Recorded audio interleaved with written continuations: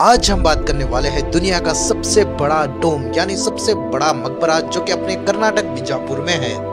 आप सभी का इस्तकबाल है वंडर्स ऑफ डेक्कन एपिसोड 6 में, जहां हम पहुंच गए हैदराबाद से 400 किलोमीटर दूर बीजापुर। ये आलीशान इमारत का नाम है गोल गुम्बज, एक बेमिसाल तामीर जो अपनी शान और शौकत का नायाब नमूना है।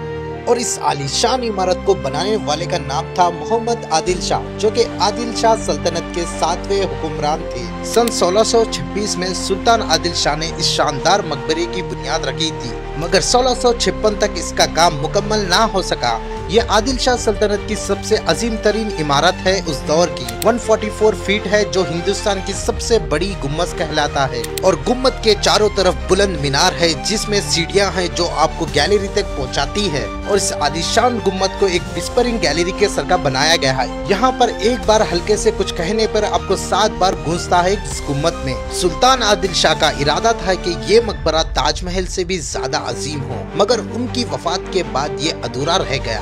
आज भी हिंदुस्तान की तारीख के आसार में एक बेशुमार कीमती नगीना है, और आप भी जरूर विजिट करिए, क्योंकि तारीख सिर्फ किताबों में ही नहीं, इमारतों की दीवारों पे भी लिखी जाती है। और इस सफर में जुड़े रहने के लिए अपने पेज को फॉलो करना मत भूलिए।